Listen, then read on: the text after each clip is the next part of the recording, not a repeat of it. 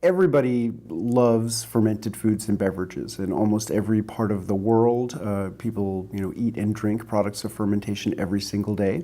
They're just an important part of culinary traditions. They serve, other than being incredibly delicious, they serve some very practical purposes, not the least of which is preservation. I first got interested in fermentation as a result of having a garden for the first time, and all the cabbage was ready at the same time, and I decided I better learn how to make sauerkraut to preserve it. And fermentation has been such an important part of how people preserve the harvest that I would go so far as to say that agriculture would not be possible without fermentation. In our time, because we've all been indoctrinated to be so fearful of bacteria and other microorganisms, many people approach the practice of fermentation with fear.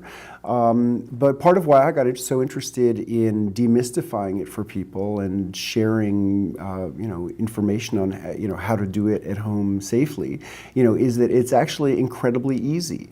All the most widespread ferments are thousands of years old. They are prehistoric. People have been practicing them for longer than we have, had writing.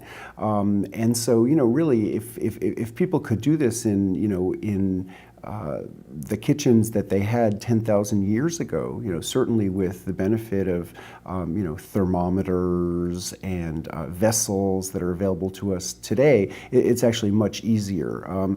Different ferments require different levels of skill.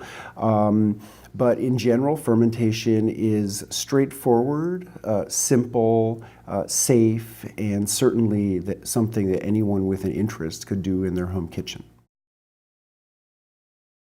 People have, hardly invented any new fermented foods in thousands of years.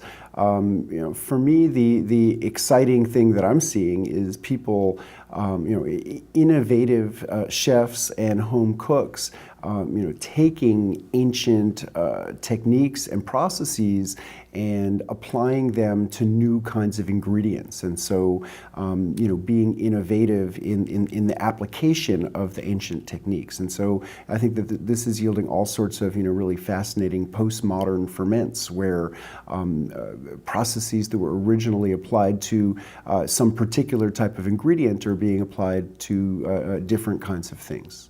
And so, I think that the fact that home cooks and restaurant chefs are embracing fermentation is just leading to all of this exciting experimentation. And it's not necessarily things that are totally new and unprecedented, but it's just exciting new combinations of flavors. I would love to see fermented vegetables get as popular as kombucha has become. And what's really exciting to me is people sort of breaking out of some of the traditional categories such as sauerkraut or kimchi, and applying the underlying processes that they both share to just different kinds of vegetables, different combinations of vegetables.